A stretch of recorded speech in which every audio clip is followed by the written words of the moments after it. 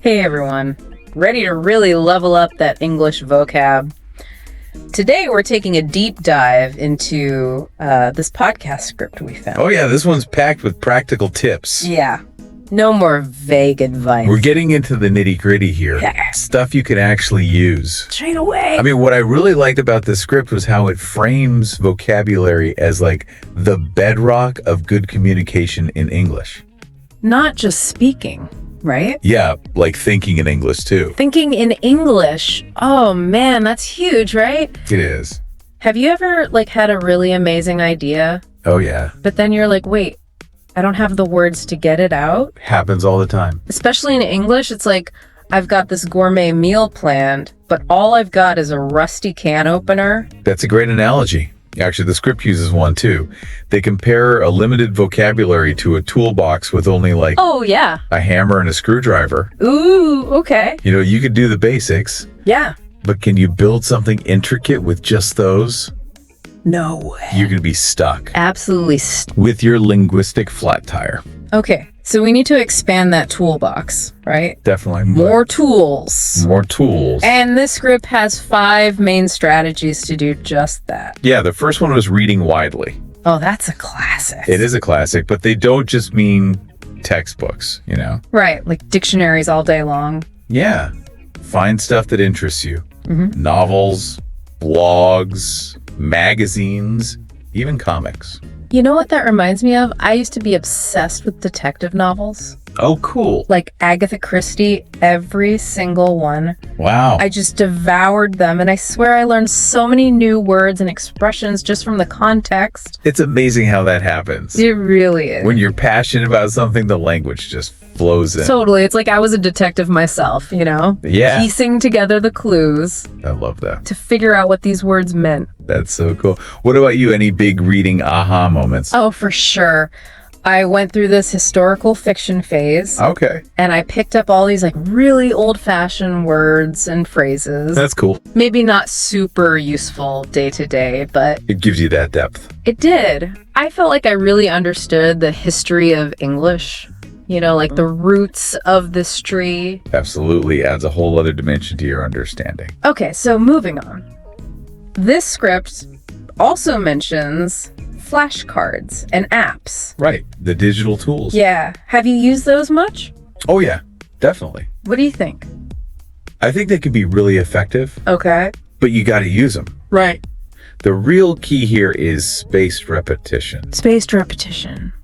Yeah. Our brains, they forget things over time. They do. So you need to review those words at different intervals to keep them fresh. So it's not just cramming a ton of words at once. No. It's about strategically reminding your brain. Like giving it a nudge. Exactly. Okay, so what are some good apps or techniques for this spaced repetition thing? Well, there's some great apps out there that use these learning principles, like Anki, for example. Anki, okay. Yeah, you can create your own digital flashcards. Oh, that's cool. And it uses an algorithm to schedule your reviews. Based on how well you remember each word. Exactly. Or there's Memrise. I've heard of that one. It's more gamified. Add some mnemonics to keep it engaging. I gotta say, I'm very visual, so I love adding little drawings to my flashcards. Oh, that's a great idea. Helps me remember the word better. It makes sense. Engaging multiple senses. Yeah. Visual, auditory, even kinesthetic. Yeah. That helps your brain remember. For sure, it's all about making those connections in your mind. Exactly. Make it vivid. So the script also talks about learning new words in context. Oh, yeah. They use the example of enthusiastic, Right. instead of just memorizing the dictionary definition. It's about seeing it in action. Yeah, try using it in a sentence. Why is that so crucial? Well, think of it like learning a new dance move. Okay, I like this. You can watch someone do it 100 times, Right. but you won't really get it until you try it yourself. Ah, so it's about actually doing it, not just watching. Exactly. Language is the same. Knowing a definition is like using it in a sentence that's dancing. So, true. So if you just memorize enthusiastic, Yeah. you might say something like, I have much enthusiastic for learning English. Oh yeah, that doesn't quite work. It sounds so weird. But if you learn it in a phrase like, I'm enthusiastic about learning English, then it clicks. It does. It becomes part of your active vocabulary. Something you can use naturally. Okay, so then we get to the part that trips up a lot of English learners. Uh-oh. Phrasal verbs and idioms. Those tricky ones. The meaning isn't always clear from the individual words. Nope. The script suggests learning 1 or 2 per week. Yeah. Is that even realistic? It is. Okay. And it makes a huge difference in sounding more natural. Like a native speaker. Exactly. Don't get overwhelmed. Just think of it as adding a couple of new spices to your vocabulary spice rack. I love that analogy. Okay, listeners, challenge time. Challenge time. Pick 1 or 2 phrasal verbs this week. All right. Like brush up on or figure out and try to use them in conversation. See how creative you can get. I like it, a little language game. It'll be... Okay, now, this next strategy we've actually talked about before. Oh, really? Yeah, but it's so important, it's worth repeating. Which one?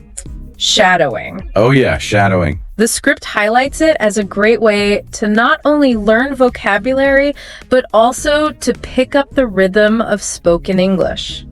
The flow. Exactly. It's like you're having a conversation with a native speaker in your head. You're listening to their speech, trying to mimic everything. Intonation pauses everything. Like learning to dance by following a pro. Oh, I love that you're not just learning the steps, you're embodying the style. That's a great way to put it. It's like absorbing the music of the language, Beautiful. not just the individual notes. And this brings us to a really important distinction. Active versus passive vocabulary. Right. It's not enough to recognize a word. You got to use it You got to use it actively. in your own speech and writing. It's like having a car but never driving it. Right. You know what it looks like in theory, but you're not really experiencing it. You got to get behind the wheel. Yeah. Exactly. The script actually uses the word versatile as an example. Okay. They want listeners to try using it in a sentence today. Ooh, a challenge. So how would you use versatile in a sentence? Let me think. Learning English opens up a versatile world of opportunities from travel to career advancement. Perfect. You've taken that word and made it active. I like that. It's not just something you recognize. Yeah. It's something you can use. Okay, so speaking of being active, this script gets into some really fun ways to learn vocabulary. Yeah, beyond the textbook. This is where it gets exciting. One of the things I mentioned is movies and TV shows. Oh, yeah. It's like learning through osmosis, You're just immersed in the language. picking up all those natural expressions. I remember when I first started watching Friends with English subtitles. Oh, classics. It was like a crash course in everyday English. And you're learning in a relaxed way. Totally. You're enjoying the show and absorbing the language without even realizing it. It's like a sneaky workout for your English. Exactly. Okay. And then there's word games. Oh, yeah, the classics. Scrabble, Bogle, crosswords. All those games that make you think flexibly about language. I'm a big Bogle fan. Me too. Grr. It's amazing how many words you can find. It's like a treasure hunt in your brain. All right, so to put our word skills to the test, how about a quick synonym game? Oh, I'm in. We'll use versatile, since we were just talking about it. I'll start adaptable. Okay. Flexible, Multifaceted. resourceful. See, this is fun. I know, right? And it's helping us build our vocabulary. So the script also talks about keeping a vocabulary journal. A journal.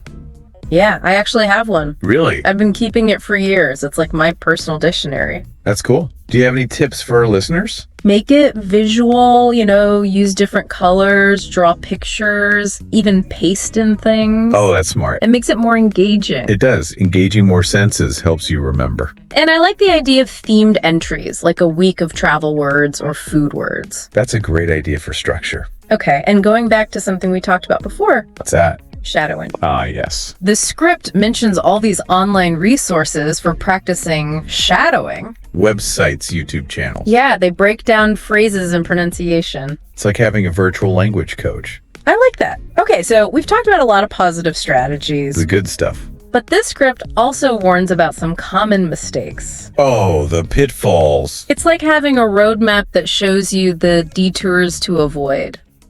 The first one is trying to learn too many words at once. Yeah, I've been there. It's tempting to think more is better, but it can be overwhelming. Like an overloaded circuit. Focus on quality over quantity. Master a smaller set of words. Build that strong foundation. Okay, what's the next mistake? Neglecting pronunciation. Oh yeah, you can know the meaning, but if you can't say it. It can lead to all sorts of problems. This reminds me of that time I mispronounced entrepreneur. Oh no. I put the emphasis on the wrong syllable and it totally changed the meaning. Oh dear. People were so confused. It happens. But luckily there are resources to help. Websites like Forvo or the Cambridge Dictionary, they have audio samples from native speakers. So you can hear the correct pronunciation. Exactly. And last but not least, the script talks about the importance of review.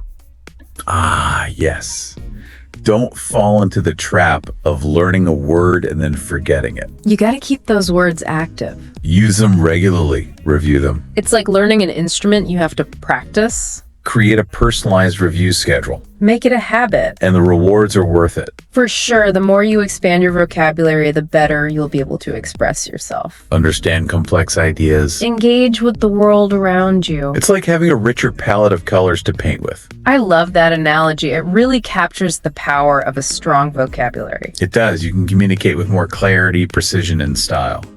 So, as we wrap up this exploration of all these amazing vocabulary strategies, what are the key takeaways for our listeners? Well, I think the biggest one is that vocabulary building is a journey. It's not a destination. It's not about reaching a certain number of words and then stopping. Right, it's ongoing. You're constantly expanding your linguistic toolkit. I like that, a linguistic toolkit. It's about finding the right words for the right situation. Whether you're writing an email, giving a presentation, or just having a chat. Exactly. Yeah, and knowing when to use which tool that's important too. Oh, absolutely. Sometimes you need that super precise word. Right. And sometimes you need something more casual.